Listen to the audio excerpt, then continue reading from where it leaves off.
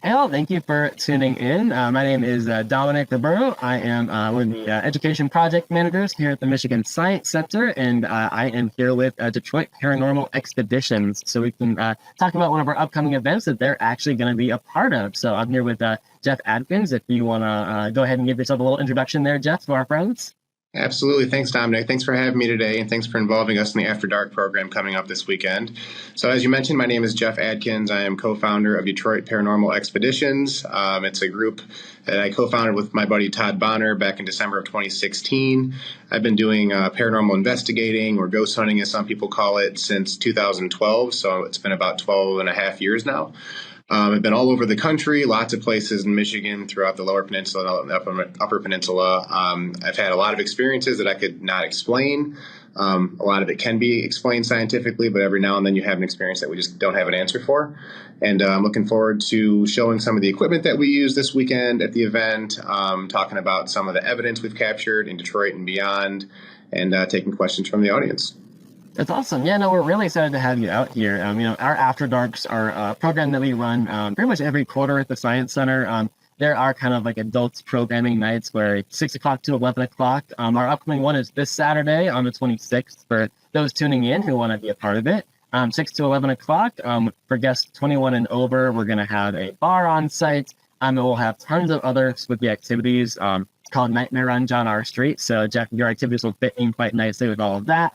We're going to have Halloween activities, handcrafted cocktails, a live DJ, as well as our interactive exhibits. And outside of Detroit Paranormal's awesome programming, we're going to have an exploding pumpkin stage show. We're going to have an exploration of some of the science behind slasher films. We're going to be able to use some tools that our fun slashers use on some slime that we make on site. And then we're also going to have some planetarium and IMAX shows, including our Hella Scream IMAX event and our incoming meteor show in our planetarium for our new dinosaur exhibit.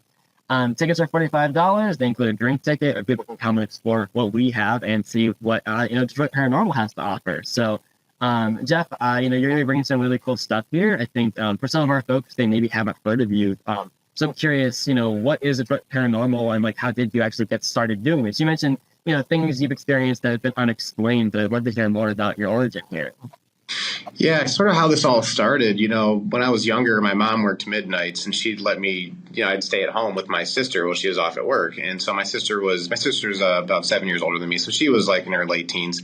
And my mom had a waterbed, so I'd always sleep in her room, because what kid's not going to sleep on a waterbed? Well, one night my light in my room down the hallway turned on, which I thought was my sister in my room. So I ran down there to yell at her for being in my room, and quickly discovered that she wasn't there. There was nobody in my room, and that was the first of many experiences in that house. And I kind of had an interest in it for all that time throughout my life. And then in 2012, my sister met a lady at a Super Bowl party who was involved in a group like Detroit Paranormal Expeditions. And so she got involved and I got involved. And then I was with them for several years. That's where I met Todd, one of my best friends now. And we kind of wanted to do more. We wanted to go more places. We wanted to get more creative. We wanted to just sort of build something from the ground up. And so in December of 2016, we co-founded Detroit Paranormal Expeditions. And so really we go to these places that are reportedly haunted. Sometimes we're the first people that have ever been there for that purpose. Sometimes it's really big famous locations that you've seen in probably movies and shows and all kinds of stuff. And we'll spend the night there. We'll take lots of audio and video and use different kind of tools that like electricians use, and to try to find pockets of elevated EMF, electromagnetic field. And we just see if we have anything unusual happen. And, throughout the years, we've had many, many experiences. I've seen things that I've seen doors shut by themselves when there's no wind and no open windows. I've seen things physically move, like shoot off of a couch. I've heard voices out of rooms where nobody was in that room. Science doesn't have quite, an explanation for what that is yet. It's a phenomenon that people experience. Sometimes, science, think about like a chemical reaction, right? You take this chemical and that chemical, you get the same reaction each time. That's not the case in the paranormal world. And so that's why it's a pseudoscience, because it can't be replicated every time.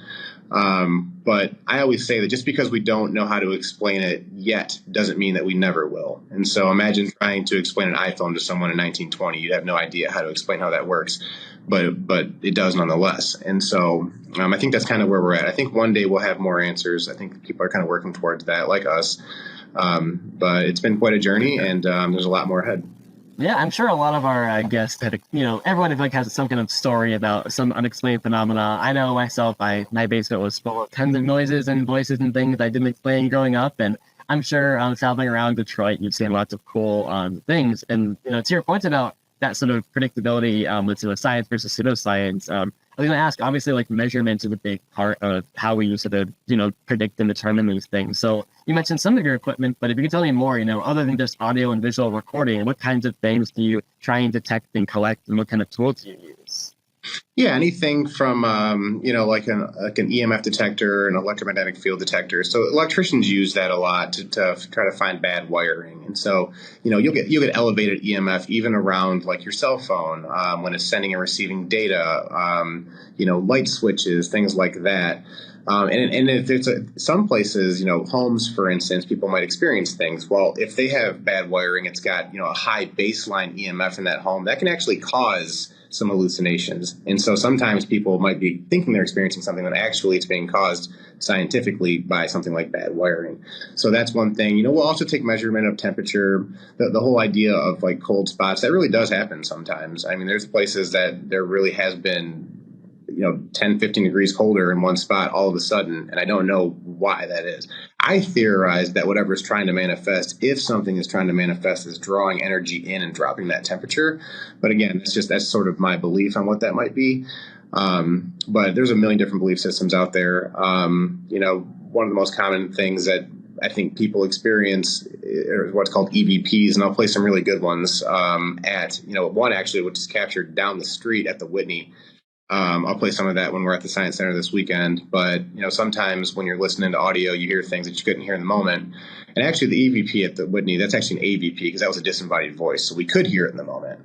But sometimes, though, you'll record audio and there's like another voice on it when you listen back that wasn't there in the moment, which sounds crazy for me to say. But when you experience it, and I'll play a few examples there, I just don't know how to explain that. Why is there a man's voice in a room where there was only two women? Something like that. So a lot of what you're doing is, you're able to measure and detect these things, and then, on sort of back end, you've got a lot of different fields of thought to try and explain it. It sounds like, yeah. Yeah, absolutely. And like I said, a lot of times it can be explained. A lot of things are debunked, but every now and then there's something that we just don't have an answer for.